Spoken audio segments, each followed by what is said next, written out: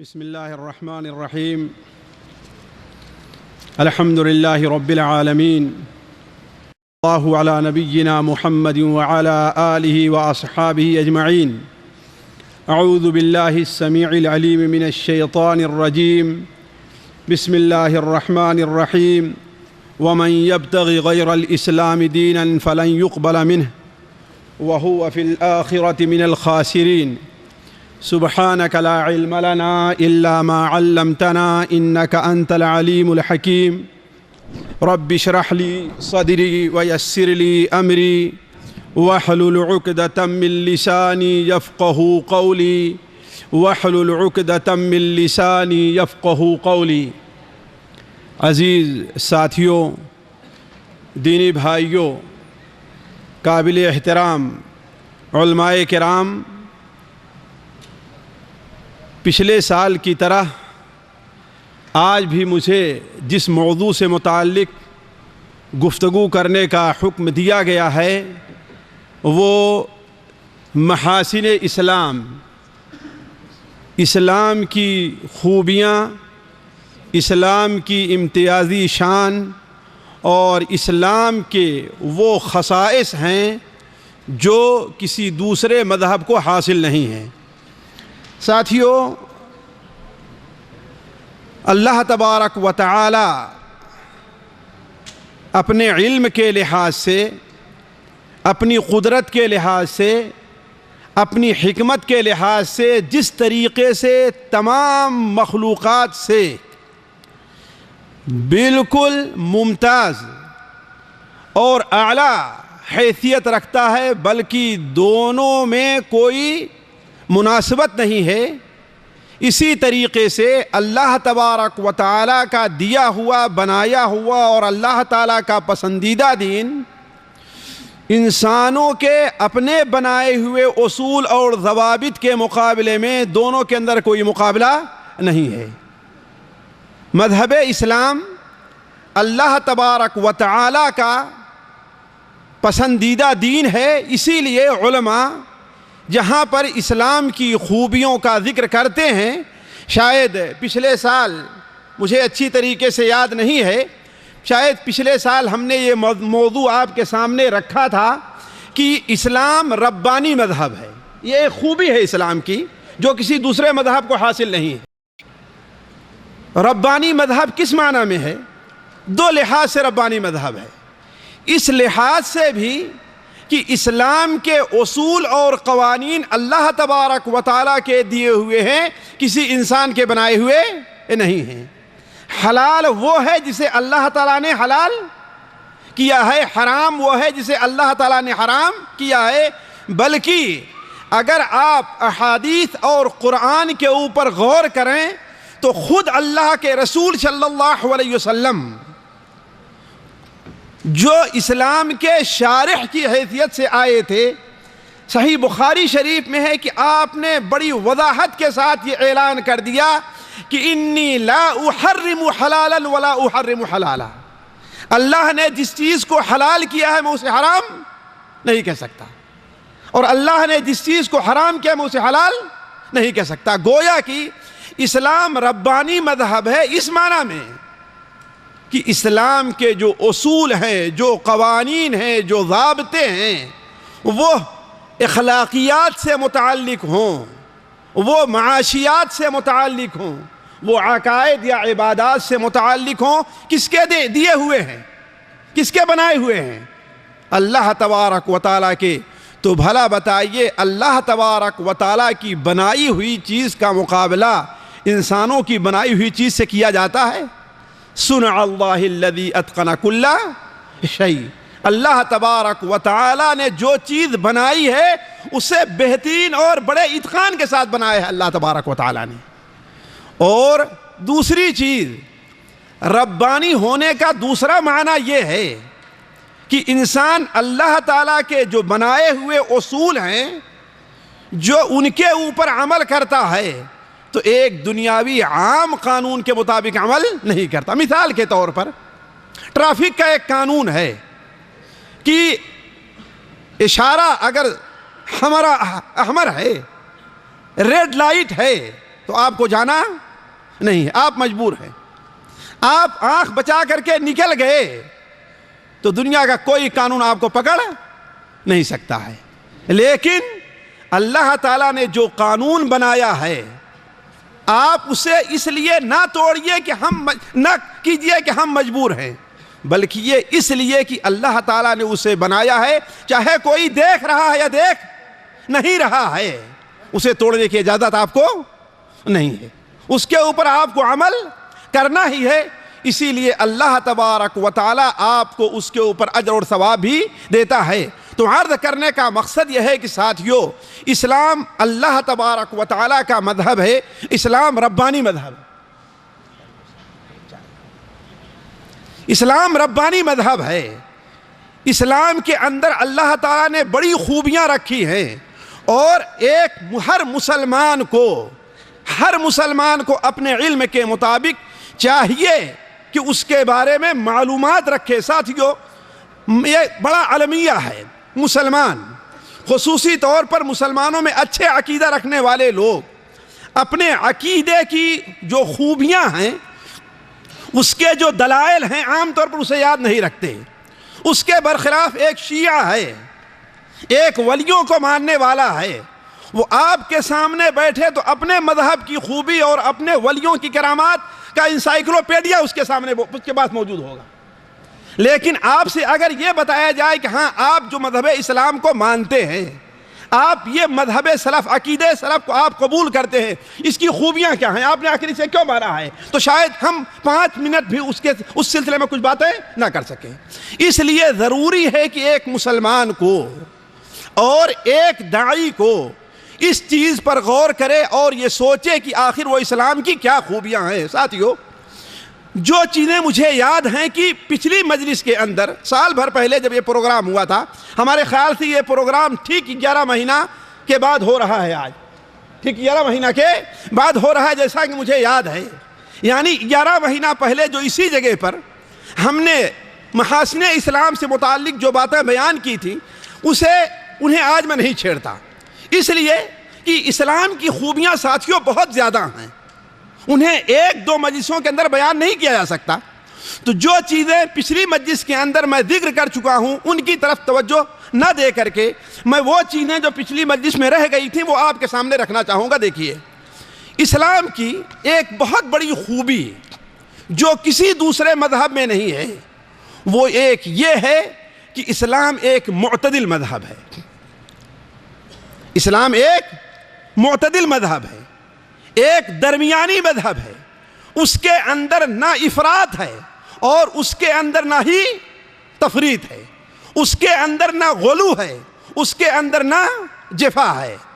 اللہ تعالیٰ نے اس زمین کو پیدا کیا ہے، اس زمین کے اوپر ہمیں اور آپ کو اللہ تعالیٰ نے خلیفہ بنایا ہے، نہ ہی ہمیں اس بات کی اجازت ہے کہ کمیونسٹوں کے طریقے سے، ملحدوں کے طریقے سے، ہر طریقے سے ہم آزاد رہیں، نہ ہم کسی خدا کو مانیں، نہ کسی اور چیز کو قبول کریں، اور اپنی زندگی مطلق آزاد رہے، کسی اصول کے پابند ہم نہ رہیں۔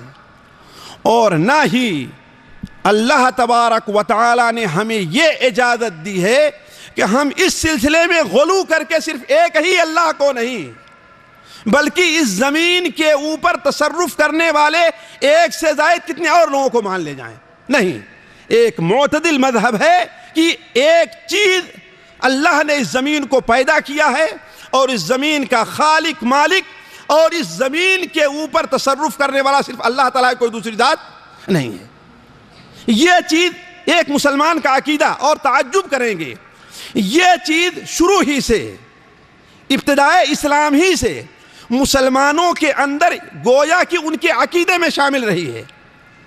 میں امام ابن ابی عاصم رحمہ اللہ کی کتاب السنہ پڑھ رہا تھا، جس میں اہل سنت والجماعت کے عقائد ذکر کیے ہیں، تو اس میں وہ ایک باب یہ بھی باندھتے ہیں، باب ذکر قول النبی صلی اللہ علیہ وسلم علیکم ہدیا قاصدا، نبی کریم صلی اللہ علیہ وسلم کے اس قول کا بیان کہ تم لوگ درمیانی راستہ اختیار کرو، نہ تمہارے اندر شیعوں کے طریقے سے غلو پایا جائے اور نہ معتزلہ کے طریقے سے تمہارے اندر جفا پایا جانا چاہیے، نہ خارجیوں کے طریقے سے تمہارے اندر جفا پایا جائے، اور نہ ہی صوفیوں اور شیعوں کے طریقے سے تمہارے اندر غلو پایا جائے۔ نہیں، ایک درمیانی راستہ اختیار کرو۔ اور ساتھیوں، اس چیز کو اگر دیکھا جائے تو اسلام کے تمام امور میں، خواہ وہ معاشیات سے متعلق ہوں، خواہ وہ عقائد سے متعلق ہوں، خواہ عبادات سے متعلق ہوں، حتیٰ کہ اخلاق سے متعلق بھی جو چیزیں ہیں، اس کے اندر بھی اسلام ایک معتدل مذہب ہے۔ مثال کے طور پر، تفصیل میں نہ جا کر کے میں چند مثالیں آپ کے سامنے رکھتا ہوں، اس پر ذرا غور کریں۔ مثال کے طور اعتقاد کے بارے میں، اسلام عقیدے کے بارے میں یہ دیکھیے کہ کچھ لوگ ہیں بہت سے معبودوں کو مانتے ہیں، اور کچھ لوگ ہیں اس دنیا میں ایک معبود کو بھی نہیں مانتے، اس کی بھی عبادت نہیں کرتے ہیں۔ اسلام نہ اس طرف غلو میں گیا ہے کہ بہت سے معبودوں کو مان لیا کہ جتنے قبریں ہیں اتنے مزارات بنے ہوئے وہاں پہ سجدہ کیا جا رہا ہے، اور جتنے کنکر ہیں اتنے پتھر، جتنے پتھر اور کنکر ہیں اتنے شنکر بنے ہوئے ہیں، کوئی نہیں ہے۔ نہیں، اور نہ یہ ہے کہ انہی میں سے کچھ ایسے لوگ پیدا ہوئے، خواہ ہندوؤں میں سے جن لوگوں نے غلو کیا ہے، انہی میں سے بہت سے لوگ ایسے پیدا ہوئے جو ایک خدا کو بھی ماننے کے لیے تیار نہیں ہے۔ ان کا خدا کون ہے؟ مادہ اور پیسہ ہے، اور کوئی دوسری چیز نہیں ہے۔ نہیں، اسلام ان تمام سے ہٹ کر کے ایک درمیانی راہ اختیار کرتا ہے کہ نہ یہاں توہم پرستی ہے اور نہ ہی یہاں پر اللہ تعالیٰ کا انکار ہے، بلکہ ہر وہ چیز جو روح اور عقل کو اپیل کرتی ہے، اسلام اس کو مانتا اور اس کو قبول کرتا ہے، اسی بنیاد پر اپنے عقیدے کی بنیاد عقیدے کو رکھتا ہے، اور جو اس کو قبول نہیں کرتا اسے چھوڑتا نہیں ہے۔ اسی لیے آپ دیکھیں گے اسلام ایک مذہب ہے جو صرف روحانی مذہب نہیں ہے اور نہ صرف عقلی مذہب ہے، بلکہ اسلام ایک ایسا مذہب ہے جو روح اور عقل دونوں کو اپیل کرتا ہے۔ لیکن اس پر غور کرنے اور سوچنے کی بات ہے، روحانیات کو بھی مد نظر رکھا گیا ہے اور عقل کو بھی مد نظر رکھا گیا ہے۔ یہ نہیں کہ اسلام کے جتنے اصول ہیں وہ عقل سے دور ہیں، بلکہ اسلام کا کوئی بھی عمل ایسا نہیں ہے جو عقل کے خلاف ہو۔ ساتھیوں، اگر پڑھے لکھے لوگ اس کے اوپر غور کریں، آج سے 50 سال پہلے دور نہ جائیے، بہت سی ایسی حدیثیں تھیں، قرآن مجید کی آیات تھیں جس کا لوگ انکار کرتے تھے یا جس کے بارے میں لوگ شبہ کے اندر مبتلا تھے۔ مثال کے طور پر یہ دیکھیں، بچپن میں جب ہم پڑھتے تھے اور حدیث پڑھتے تھے کہ قیامت کے دن لوگوں کے ہاتھ اور پیر ان کے خلاف گواہی دیں گے، تو لوگ اسے ماننے کے لیے جلدی تیار نہیں ہوتے تھے کہ یہ کیسے ہو سکتا ہے۔ لیکن آج لوگ اس کو مان رہے ہیں کہ نہیں مان رہے ہیں؟ کیوں؟ ایک پسٹل آپ کے ہاتھ میں ہے، آپ نے اس سے کسی کو قتل کیا ہے تو آپ کے ہاتھوں کے نشان اس کے اوپر موجود ہیں۔ ہے بات صحیح کہ نہیں صحیح؟ آج قبول کر لیا کہ نہیں؟ ایک عورت ہے، وہ کہتی ہے کہ ہاں فلاں نے میرے ساتھ زنا کیا ہے، جبکہ زنا کسی دوسرے نے کیا ہو، اس کے جسم پر زنا کرنے والوں کے ہاتھ کے نشان ایسے پتہ لگایا جا سکتا ہے کہ نہیں؟ ایک عورت انکار کرتی ہے کہ میرے ساتھ زنا نہیں ہوا ہے، لیکن ٹیسٹ کے ذریعے پتہ لگایا جا سکتا ہے کہ ہاں اس کے ساتھ زنا ہوا ہے۔ گویا آج علم یہاں تک پہنچ گیا کہ کوئی یہ انکار نہیں کر سکتا کہ ہاں قیامت کے دن اس کے ہاتھ اور پیر بھی جواب اور گواہی دے سکتے ہیں۔ دور نہ جائیے، ابھی حال ہی میں چند سال پہلے کی بات ہے، لوگ اس کا سختی کے ساتھ انکار کیا کرتے تھے، اور شاید آج بھی کچھ سر پھرے ہوں کہ بخاری شریف کے اندر جو حدیث ہے کہ اللہ کے رسول صلی اللہ علیہ وسلم نے ارشاد فرمایا کہ سورج جب ڈوبتا ہے تو عرش کے نیچے جا کر کے سجدہ کرتا ہے اور اللہ تعالیٰ کے لیے دوسرے دن طلوع ہونے کی اجازت چاہتا ہے۔ اللہ تعالیٰ اجازت دیتا ہے تو طلوع ہوتا ہے، اور جس دن اللہ تعالیٰ یہ فرمائے گا جدھر سے آیا ہے اسی طرف پھر لوٹ جا، تو اسی دن سورج مشرق کے بجائے کہاں سے طلوع ہوگا؟ مغرب سے طلوع ہوگا۔ لوگ اس کا انکار کرتے تھے، کیوں؟ ان کا علم اور ان کی عقل صرف یہیں تک پہنچی تھی کہ 24 گھنٹے سورج محو سفر ہے، کب ڈوبتا ہے، کہاں اجازت لیتا ہے، کہاں سجدہ کرتا ہے، اس کو ماننے کے لیے تیار نہیں تھے۔ لیکن جدید تحقیق آئی ہے ساتھیوں، یہ کہ 24 گھنٹے میں سورج چلتے چلتے ایک سیکنڈ سے بھی معمولی مقدار کے لیے، معمولی وقت کے لیے ایک بار ٹھہر جاتا ہے۔ آیا یہی ٹھہرنا کیا اللہ تبارک و تعالیٰ سے اجازت لینے کے لیے نہیں ہو سکتا؟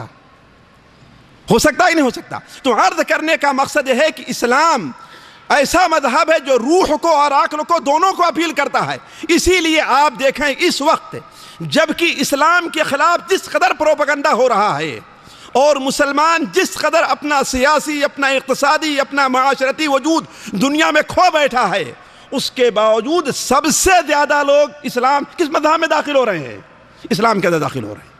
کیوں؟ اس لیے کہ وہ عقل سے کام لیتے ہیں، علم سے کام لیتے ہیں، اور اسلام انہیں علم اور روح کے مطابق ایک مذہب لگتا ہے۔ تو ساتھیوں بات دوسری طرف جا رہی تھی، میں عرض کر رہا تھا کہ اسلام عقائد کے معاملے میں بھی کیا ہے؟ ایک معتدل مذہب ہے۔ اسی طریقے سے عبادت کے بارے میں بھی ایک معتدل مذہب ہے۔ اللہ تعالیٰ نے انسان کو کیوں پیدا کیا ہے؟ اپنی عبادت کے لیے پیدا کیا ہے۔ چاہیے تو یہ تھا کہ اس کی زندگی کا پورا وقت اللہ کی عبادت میں لگے، لیکن اللہ تعالیٰ اس سے یہ مطالبہ نہیں کرتا ہے۔ مطالبہ اس نے کیا ہے عبادت کا اللہ تعالیٰ نے بندوں سے، مقدار کے لحاظ سے بھی اور عمل کے لحاظ سے بھی اگر آپ دیکھیں، دونوں لحاظ سے اسلام ایک معتدل ہے۔ نہ یہ ہے کہ تمام کاروبار کو چھوڑ کر کے رہبانیت کی زندگی بسر کر لو تم لوگ، یہ بھی نہیں ہے، اور نہ یہ ہے کہ تمہارے اندر تم عبادت کوئی کرو ہی نہیں، شیوعیوں اور کمیونسٹوں کے طریقے سے 24 گھنٹہ تمہارا کام، زندگی تمہاری کام کے اندر گزر جائے، نہیں۔ اس لیے کہ انسانی فطرت اور انسانی طبیعت کے دونوں خلاف ہے۔ نہ انسانی فطرت کے موافق یہ ہے کہ انسان صرف رہبانیت کی زندگی بسر کرے، دنیا کی لذتوں سے کوئی فائدہ حاصل نہ کرے، اور نہ یہ ہے کہ صرف دنیا کی لذت ہی کے اندر پڑا رہے۔ اسلام نے حکم دیا کہ ہاں تمہیں 5 وقت کی نماز پڑھنی ہے۔ کتنا؟ 5 وقت کی نماز پڑھنی ہے۔ اور نماز پڑھنے کے بعد، مثال جمعہ کے بعد اللہ تعالیٰ کیا فرماتا ہے؟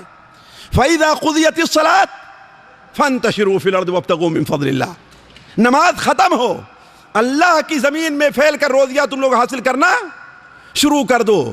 اور اللہ تعالیٰ نے دنیا کے اندر جو لوگوں کو جن کا آپ کے ساتھ تعلق ہے، ان کے حقوق ادا کرنے کی بھی ذمہ داری آپ کے اوپر رکھی ہے۔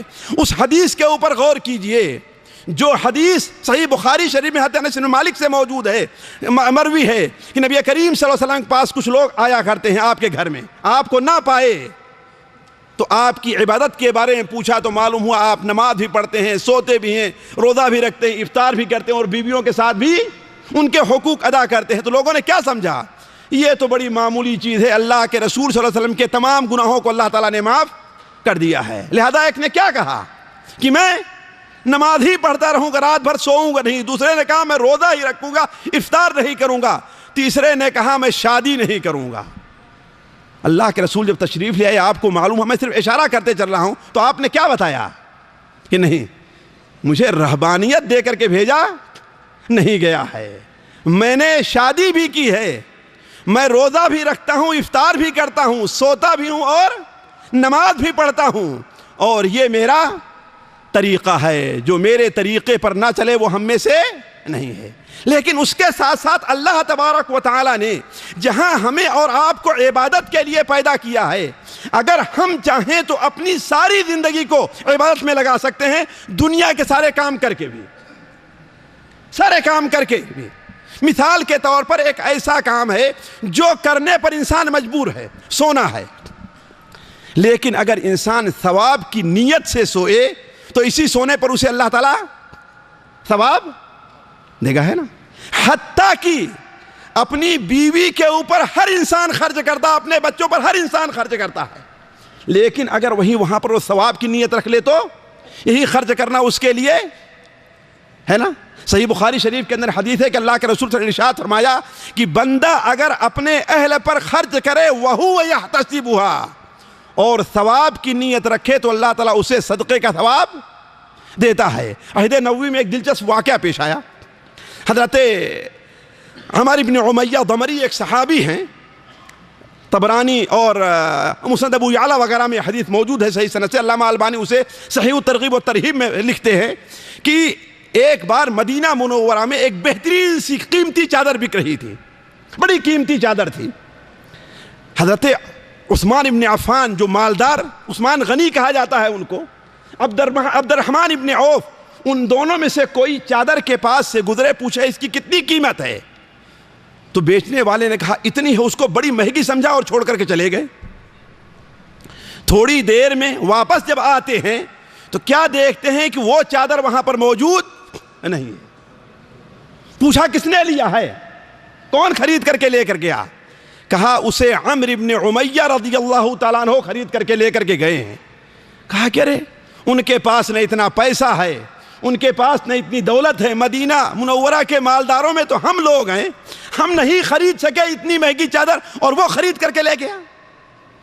چنانچہ تھوڑی دیر میں جب ان سے ملاقات ہوتی ہے اور ان سے پوچھتے ہیں کہ وہ چادر تم نے کیا کیا، وہ چادر تم نے کیا کی؟ تو کہتے ہیں اسے ہم نے سخیلہ یعنی اپنی بیوی تھی اس کے اوپر صدقہ کر دیا ہے۔ کہا کہ یہ کیا معاملہ ہے، جو کام بھی تم اپنی بیوی کے لیے کرو، جو پیسہ خرچہ کرو، یہ صدقہ ہوگا؟ کہا ہاں اللہ کے رسول صلی اللہ علیہ وسلم نے ایسے فرمایا ہے۔ چنانچہ یہ بات جب نبی کریم صلی اللہ علیہ وسلم تک پہنچی تو آپ نے فرمایا کہ ہاں جو کچھ خرچ کرے وہ کیا ہے، وہ صدقہ کے اندر شمار ہوگا۔ تو عرض کرنے کا مقصد یہ ہے کہ انسان اگر اپنی زندگی کے اندر احتساب اور سچی نیت رکھے تو اللہ تعالیٰ اسے صدقے کا ثواب دیتا ہے۔ تیسری چیز جس پر بڑا تعجب ہوگا لوگوں کو کہ اسلام اخلاق کے اندر بھی اعتدال کو ملحوظ رکھتا ہے۔ اعتدال ہے کیا چیز؟ یعنی درمیانی راستہ، نہ بالکل اس کنارے ہے نہ ہی اس کنارے ہے، بالکل درمیانی راستہ، جس طریقے سے نہ اسٹیج وہاں رکھا گیا اور نہ وہاں رکھا گیا بلکہ لا کر کے آپ کے بیچ میں رکھا گیا ہے۔ کیوں؟ اسی لیے سب سے مناسب سمجھا کہ یہاں سے چاروں طرف آواز پہنچ سکتی ہے۔ اسی لیے اوسط کے معنی بسا اوقات بہتر کے بھی ہوا کرتا ہے، اچھی چیز کے بھی ہوا کرتا ہے۔ تو اسلام اخلاق میں بھی ایک معتدل مذہب ہے۔ مثال کے طور پر محبت کرنا، کسی سے دوستی کرنا، یہ بھی کیا ہے؟ اخلاق میں داخل ہے کہ نہیں ہے؟ محبت کرنا، دوستی کرنا، یہ بھی اخلاق میں داخل ہے۔ لیکن اسلام یہ نہیں کہتا ہے کسی سے اس قدر محبت کی جائے کہ حد سے تجاوز کر لیا جائے، اور نہ کسی سے ایسی دشمنی کی جائے کہ حد سے تجاوز کر جائے۔ نبی کریم صلی اللہ علیہ وسلم نے ارشاد فرمایا احبب حبیبک ہونا ما عسى ان يكون بغيضك يوما ما وابغض بغيضك يوما ما عسى ان يكون حبيبك يوما ما۔ کسی سے محبت رکھو تو محبت میں ایک حد تک باقی رکھو، یعنی حدود کو پار نہ کرو، اور اگر کسی سے دشمنی کرو تو اس میں بھی ایک حد کے اندر رہو، حد کو پار نہ کرو۔ تو عرض کرنے کا مقصد یہ ہے ساتھیو کہ اسلام اخلاق میں بھی ہمیں اور آپ کو اعتدال کا سبق دیتا ہے، اور اسلام کی بہت بڑی خوبی ہے، ہمیں اور آپ کو ایک معتدل راہ دیتا ہے۔ نہ ہی شیوعیت ہمارے یہاں ہے، کمیونسٹ ہے، اور نہ ہی ہمارے یہاں راس مالیت ہے۔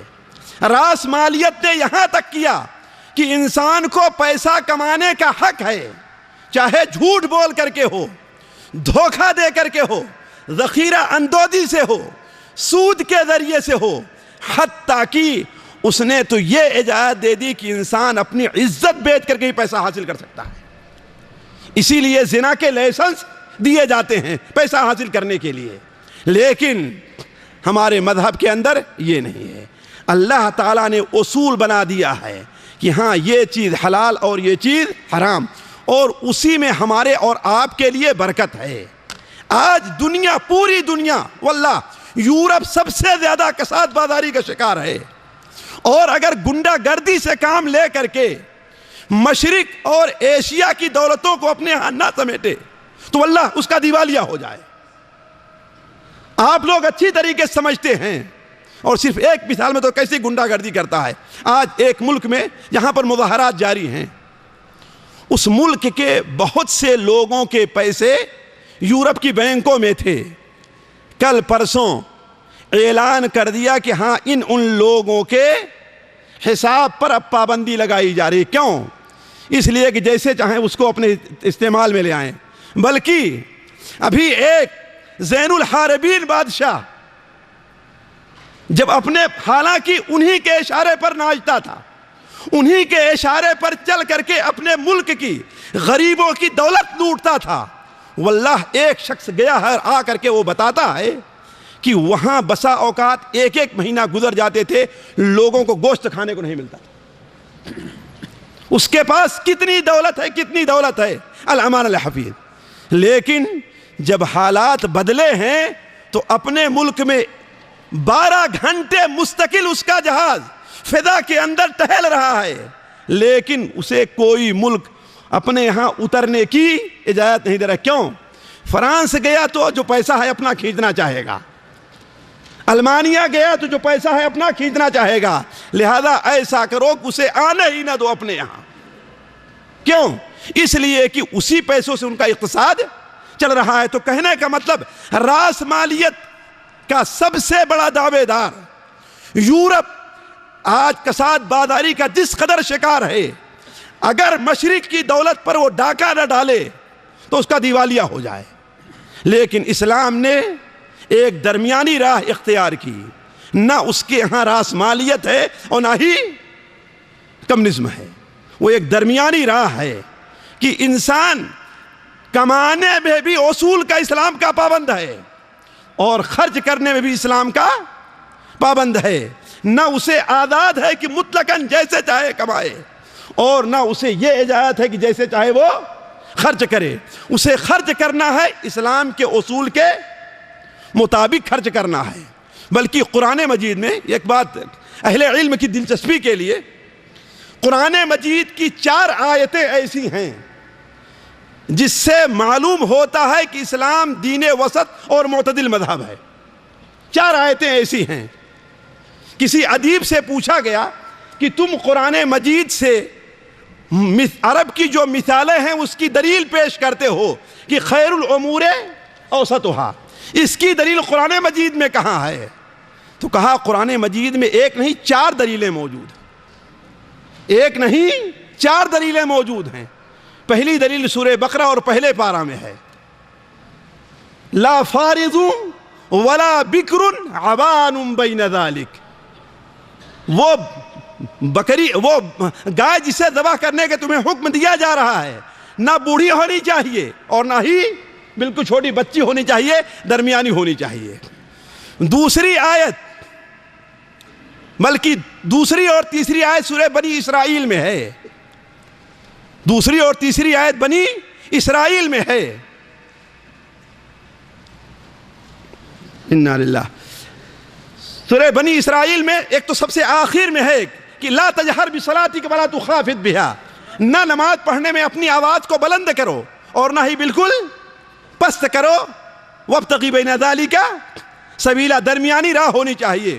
اور اس سے پہلے دوسرے تیسرے ہی رکوع میں ہے کہ اللہ تعالیٰ ارشاد فرماتا ہے کہ ولا تبسط ولا تجعل يدك مغلولة إلى عنقك ولا تبسطها، یعنی نہ حد سے زیادہ بخالت سے کام لو۔ یہیں سے بات یاد آئی تھی کہ اقتصاد کے اندر اسلام ایک درمیانی راہ لیتا ہے، ولا تجعل يدك مغلولة إلى عنقك ولا تبسطها كل البسط۔ اسی طریقے سے جو آیت اللہ تبارک و سورہ الفرقان کے اندر ہے، وہاں بھی مومنوں کی صفات بیان کی گئی ہے، نہ اقتصاد میں وہ فضول خرچی سے کام لیتے ہیں اور نہ ہی بخالت سے کام لیتے ہیں۔ تو عرض کرنے کا مقصد ہے ساتھیو، اسلام اقتصاد کے بارے میں بھی ایک معتدل مذہب ہے۔ اس نے سود کو حرام کیا لیکن تجارت کو حلال کیا ہے، اس نے رشوت کو حرام کیا ہے لیکن اگر ہدیہ اور تحفہ کے طور پر شرائع سے تو اس کو اسلام نے جائز کیا ہے۔ اسی طریقے سے دیکھیں تو اسلام جس قدر معتدل مذہب اقتصاد کے اندر کسی دوسرے کوئی دوسرا مذہب نہیں، بلکہ ساتھیو اب تو یہاں تک صورتحال آ رہی ہے کہ فرانس اور دوسری جگہ کے لوگ راس مالیت سے تنگ ہیں، شیوعیت سے تنگ ہیں۔ اب باقاعدہ ابھی جلد ہی قطر فرانس سے ایک وفد آیا، یہ دیکھا جائے کہ اسلام کا نظام اقتصاد کیا ہے، اسلام کا نظام اقتصاد کیا ہے۔ تو عرض کرنے کا مقصد یہ ساتھیو، اس ایک خوبی یہ بھی ہے کہ اسلام دین وسط ہے۔ اسی طریقے سے اسلام کی ایک خوبی یہ بھی ہے ساتھیوں کہ اسلام میں عمل کم ہے لیکن اجر بہت زیادہ ہے۔ اللہ تعالیٰ بندے سے کم عمل کا مطالبہ کرتا ہے، اور یہ خاصیت امت محمدیہ کی بھی ہے کہ عمل کا کم مطالبہ کرتا ہے لیکن اس کے اوپر اجر بہت زیادہ دیتا۔ مثال کے طور پر ایک رات آپ عبادت کیجئے، آپ کو کتنی راتوں کا ثواب مل رہا ہے عبادت کرنے کا؟ جی آپ حرم شریف میں جا کر کے ایک رکعت نماز پڑھیے، آپ کو کتنی رکعت کا ثواب مل رہا ہے؟ جی 1,00,000۔ یہ اسلام کی خوبی ہے، کسی دوسرے مذہب کے اندر آپ نہیں پائیں گے۔ اسی لیے اللہ تبارک و تعالی نے اہل کتاب اور بعض تفسیروں کے مطابق مومنین کو خطاب کر کے اللہ تعالیٰ فرماتا ہے یا ایھا الذین آمنوا اتقوا اللہ وآمنوا برسولہ یؤتکم کفلین من رحمتہ۔ اے لوگو جو ایمان لائے ہو، اللہ سے ڈرو، اس رسول پر ایمان لے آؤ، اللہ تعالیٰ تمہیں ڈبل اجر دے گا، اور صرف ڈبل اجر ہی نہیں، وَيَجْعَلْ لَكُمْ نُورًا تَمْشُونَ بِهِ وَيَغْفِرْ لَكُمْ، تمہارے گناہوں کو معاف بھی کر دے گا۔ ذرا وہ بخاری شریف کی اس حدیث کے اوپر جو حضرت عبداللہ ابن عمر سے مروی ہے، ذرا اس کے اوپر غور کریں کہ نبی کریم صلی اللہ علیہ وسلم نے ارشاد فرمایا کہ ایک شخص کچھ لوگوں کو مزدوری پر رکھتا ہے کہ جو آدمی صبح سے دوپہر تک کام کرے گا اسے 1 قیرات ملے گا۔ یہود آئے اور کر کے چلے گئے، انہیں 1 قیرات مل گئی۔ پھر اس نے اعلان کیا جو شخص ظہر سے لے کر کے یا دوپہر سے لے کر کے عصر کی نماز تک کام کرے گا اسے 1 قیرات ملے گا۔ نصارہ آئے اور ایک کام کیا، 1 قیرات انہیں مل گئی۔ اس کے بعد اللہ تعالیٰ اس شخص نے فرمایا کہ جو شخص عصر کے بعد سے لے کر کے سورج ڈوبنے تک کام کرے گا اسے 2 قیرات ملنے والا ہے۔ یہ کون ہے؟ یہ مسلمان ہیں۔ تو اس کا مطلب یہ ہے کہ اسلام کی خوبی یہ ہے ساتھیوں کہ انسان عمل تھوڑا سا کرے لیکن اس کے اوپر اجر اسے بہت زیادہ ملنے والا ہے۔ ساتھیوں بلکہ معاملہ یہاں تک نہیں ہے، بلکہ اسلام کی خوبی یہ ہے کہ اگر کوئی شخص مسلمان ہو جائے تو اللہ تبارک و تعالی اسلام سے پہلے جتنے نیک عمل کر چکا ہے اللہ تعالیٰ ان تمام عمل کو اللہ تعالیٰ قبول بھی کرتا ہے۔ ایک نیکی کرتا ہے اسے 10 گنا ملتا ہے، بلکہ 700 گنا تک، اور اگر برائی کرتا ہے تو 1 ملتا ہے۔ بلکہ یہی نہیں، اسلام کی خوبی یہ ہے کہ اللہ تبارک و تعالی کے حضور اگر کوئی سچی توبہ کر لے تو اسلام سے پہلے جو گناہ کر چکا ہے اللہ تعالیٰ ان تمام گناہوں کو نیکیوں میں بدل دیتا ہے۔ یا کسی مذہب کی خوبی آپ نہیں دیکھیں گے، کسی مذہب نے اپنے ماننے والوں کے لیے یہ چیز رکھی ہو، جیسا کہ طبرانی اور مسند بزار میں علامہ البانی اسے صحیحہ میں نقل کرتے ہیں، اور صحیح ترغیب و ترہیب میں بھی ہے کہ ایک صحابی ابو طویل شطب اللیل جن کا نام ہے، وہ اللہ کے رسول کی خدمت میں آتے ہیں۔ بعض روایات میں ہے کہ اپنے ڈنڈے کا سہارا لیے ہوئے ہیں، اتنے بوڑھے ہو چکے ہیں کہ ان کی بھویں ان کی آنکھوں پر آ گئی ہیں۔ سہارا لے کر کے آتے ہیں اور کہتے ہیں اے اللہ کے رسول صلی اللہ علیہ وسلم، اس شخص کے بارے میں کیا خیال ہے آپ کا کہ جس نے نہ حاجیوں کو آتے ہوئے چھوڑا ہے اور نہ واپس جاتے ہوئے چھوڑا ہے، دونوں طرح لوٹا ہے، اور دنیا کا کوئی ایسا گناہ نہیں جس نے وہ گناہ نہ کیا ہو، اس شخص کے بارے میں آپ کیا کرتے ہیں؟ آپ صلی اللہ علیہ وسلم فرمایا کہ تو اسلام لے آیا، فہل اسلمت، تو مسلمان ہوتا ہے؟ اس شخص نے کہا کہ اما انا فاشہد ان لا الہ الا اللہ وانک رسول اللہ، جہاں تک اس کا معاملہ ہے تو میں گواہی دیتا ہوں کہ اللہ کے علاوہ کوئی عبادت کے لائق نہیں ہے، اور آپ اللہ کے سچے یعنی مسلمان ہو جاتا ہے۔ آپ صلی اللہ علیہ وسلم نے کیا فرمایا کہ تم اگر مسلمان ہو گئے ہو تو تفعل الخیرات وتترک السیئات، تو اب نیک کام کر، برائیوں سے پرہیز کر، تو اللہ تبارک و تعالیٰ تیرے تمام گناہوں کو فیجعلہن خیرات کلہن، ان تمام گناہوں کو نیکیوں میں بدل دے گا۔ روایات میں آتا ہے کہ وہ کہتا اے اللہ کے رسول، حتی غدراتی و فجراتی، میری تمام غداریوں کو، میرے تمام گناہوں کو اللہ تعالیٰ نیکیوں میں بدل دے گا. اللہ کے رسول فرمایا غدراتک و فجراتک، تیرے تمام گناہوں کو نیکیوں میں بدل دے گا. تو عرض کرنے کا مقصد یہ ہے ساتھیو، اسلام کی ایک بہت بڑی خوبی یہ ہے کہ اسلام میں عمل کم ہے لیکن اجر اس کا زیادہ ہے، کسی دوسرے مذہب کی نہیں ہے. اور یہ بتانے کا یہ مقصد نہیں کہ آپ لوگوں کو بات اچھی لگے اور واہ واہ کرتے رہیں کہ ہم مسلمان ہیں. نہیں، پہلی بات تو اللہ کا شکریہ ادا کریں کہ اللہ نے آپ کو مسلمان بنایا ہے. اور دوسری بات، ان نیکیوں پر عمل کرنے کی بھی کوشش کریں. یہ رہی کہ ہاں بس پیدرم سلطان بود والی بات نہیں ہونی چاہیے. جیسے آج شاید ہی میں کسی جالیات میں نہیں کسی آدمی سے ملا ہوں، اور اگر اسے معلوم ہو گیا کہ میں جالیات سے منسلک ہوں تو ہم سے پوچھتا ہے کتنے مسلمان تمہارے یہاں ہوئے. سب پہلا سوال کیا ہوتا ہے؟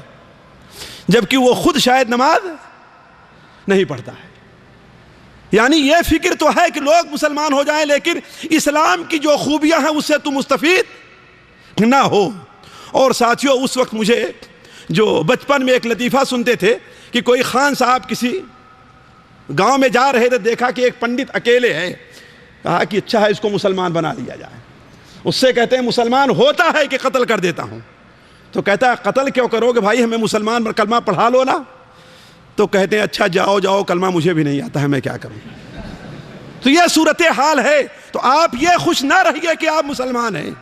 یہ باتیں ذکر کرنے کا سب سے پہلا مقصد ہے کہ آپ اس اہمیت کو، اسلام کی اہمیت کو، اور یہ نعمت جو آپ کو ملی ہے، دنیا میں تمام لوگ اس سے محروم ہیں، آپ اس نعمت کی قدر کیجئے اور اس پر اللہ تعالیٰ کا شکریہ ادا کیجئے اور اس کے مطابق حتی الامکان عمل کرنے کی کوشش کیجئے.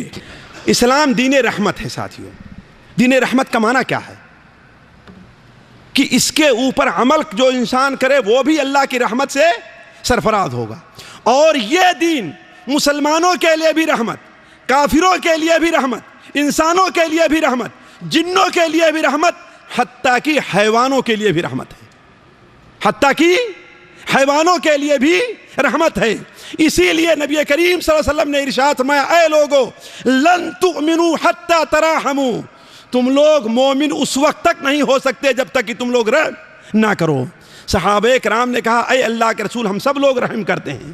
آپ نے فرمایا یہ رحمت نہیں ہے کہ اپنے ساتھی پر رحم کرے، اپنے بچوں پر رحم کرے، اپنے دوستوں پر رحم کرے، بلکہ رحمت الناس عامتاً، عام لوگوں پر رحم کیا جائے.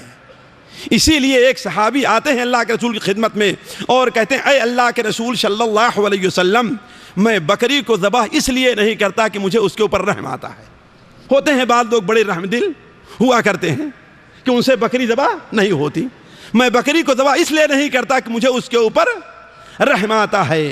تو آپ صلی اللہ علیہ وسلم نے ارشاد فرمایا اگر تو اس پر رحم کرتا ہے تو اللہ تعالیٰ تیرے اوپر رحم کرے گا. تو گویا اسلام دین رحمت ہے، صرف انسانوں کے لیے نہیں، اپنے رشتہ داروں کے لیے نہیں، عام لوگوں کے لیے. واللہ اسی لیے جو لوگ تاریخ سے سابقہ رکھتے ہیں وہ جانتے ہیں کہ اسلام جن جن ملکوں میں قوت ہی کے ذریعے کیوں نہ گیا ہو وہاں اسلام لے جانے والوں نے رحمت بچھائی ہے. لیکن دشمنوں نے جو آج رحمت کا دعویٰ کر رہے ہیں ان کی رحمت صرف اپنے مقصد کے لیے ہے، ورنہ جھوٹ، غلط اور جھوٹے دعوے کر کے مسلمانوں کے اوپر اور اپنے مخالفوں کے اوپر وہ ہتھیار بھی استعمال کرتے ہیں جس کو خود انہوں نے دوسروں پر استعمال کرنا حرام کر دیا. اور اس کی مثال بہت کھل کر کے آج کے زمانے میں پائی جا رہی ہے. آخری بات جو مجھے اسلام کی خوبی سے متعلق کہنی ہے وہ یہ ہے کہ ساتھیوں اسلام کی ایک بہت بڑی خوبی ہے کہ اسلام ایک آسان مذہب ہے. لیکن آسان ہونے کا معنی کیا ہے؟ کیا معنی؟ بہت سے لوگ آسان ہونے کا معنی دوسرا لیتے ہیں. پہلا معنی آسان ہونے کا یہ ہے کہ اسلام کے جو احکام ہیں، اسلام کے جو احکام ہیں اس کے اوپر عمل کرنا کوئی مشکل کام نہیں ہے اگر انسان چاہ لے تو. مثال کے طور پر نماز پڑھنا ہے آپ کو، نماز کے لیے وضو کرنا آپ کے لیے ضروری ہے، لیکن اگر پانی نہیں ہے یا پانی آپ کو نقصان کرتا ہے، پانی کے استعمال کرنے سے آپ کو ضرر کا خطرہ ہے، تو آپ کیا کیجئے؟ تیمم کیجئے. اور اگر مٹی نہ ملے تو جی دیوار ہو ہی نہیں، مٹی نہ ہو تو کیا کرے کوئی آدمی؟ جی کیا کرے گا وہ؟ جی کپڑے پر کہو کہ بغیر تیمم کے نماز پڑھے لیکن نماز سے چھوڑنا نہیں ہے. نیت کیا کرے گا؟ نیت مٹی ہوگی تب نہ نیت کرے گا. کس کی نیت کرے گا؟ تیمم کی کس کا؟ تیمم جب وہاں کوئی تیمم کرنے کی چیز ہو تب نہ نیت کرے گا. ہے ہی کوئی چیز نہیں تو کس کی پر نیت کرے گا؟ تو کہنے کا مطلب اتنا آسان دین. نماز میں کھڑا ہونا ضروری ہے کہ نہیں ہے؟ لیکن کھڑے ہونے کی طاقت نہیں ہے تو، اور اگر بیٹھنے کی طاقت نہیں ہے تو جی ہے. اس کا مطلب اسلام کے اندر جتنی آسانی ہے ساتھیوں عبادت کے عمل کرنے میں کسی اور مذہب کے اندر نہیں پائی جاتی ہے. لیکن مشکل یہ ہے کہ لوگ اس کے اوپر عمل نہیں کرنا چاہتے، اس لیے ان کے سامنے مشکل پر مشکل آتی رہتی ہے. 5 وقت کی نماز پڑھنا اس لیے بھی آسان ہے کہ 24 گھنٹے میں آپ سے صرف 5 وقت کی نماز کا اور 5 وقت کی نماز پڑھنے کا آپ حساب لگائیے تو مشکل سے 2 گھنٹے 2.5 گھنٹے آپ کے خرچ ہوں گے. ہے کہ نہیں ہے؟ لیکن وہ بھی ہم سے نہیں ہو پاتا ہے. تو اسلام آسان مذہب ہے اس ناحیے سے بھی کہ اس کی جو تعلیمات ہیں ان کے اوپر عمل کرنا یہ مشکل نہیں ہے. ایک چیز. دوسری چیز وقت کے لحاظ سے بھی آپ سے صرف اتنے وقت کا مطالبہ کیا گیا ہے جو ہر انسان اس کے اوپر، مثال کے طور پر سال میں صرف 1 مہینے کے روزے کا آپ سے مطالبہ کیا گیا ہے. زندگی میں صرف 1 بار حج کا مطالبہ آپ سے کیا گیا ہے. اور اگر آپ کے پاس مال ہے تو کتنے فیصد کا؟ جی صرف 2.5% کا. جبکہ دنیا میں کوئی گورنمنٹ 2.5% کا ٹیکس نہیں لگاتی ہے کہ نہیں ہے؟ لیکن اسلام کتنا مطالبہ کر رہا ہے؟ 2.5% کا. اور وہ بھی 2.5% آپ ادا کریں تو اس کا فائدہ اور اس کی برکت کس کو ملنے والی ہے؟ جی خود ہمیں کو ملنے والی ہے. تو عرض کرنے کا مقصد ساتھیوں اسلام اس ناحیے سے بھی آسان ہے کہ بہت تھوڑے وقت کے لیے یا تھوڑی مقدار کے لیے ہم سے اور آپ سے عبادت کا مطالبہ ہے، اور جس عبادت کا مطالبہ ہے اس کا ادا کرنا بھی کوئی مشکل نہیں ہے. یہ چند باتیں تھیں اختصار کے ساتھ جو اسلام کی خوبیوں سے متعلق آپ کے سامنے رکھی گئیں. اللہ تعالیٰ سے دعا ہے کہ اللہ تعالیٰ ہمیں اور آپ کو اسلام کی حقیقت کو سمجھنے اور اس کے اوپر اللہ تعالیٰ کا شکریہ ادا کرنے اور سب سے اہم اس کے مطابق عمل کرنے کی توفیق عطا فرمائے. سبحانک اللہم و بحمدک اشہد ان لا الہ الا انت استغفرک و اتوب الیک.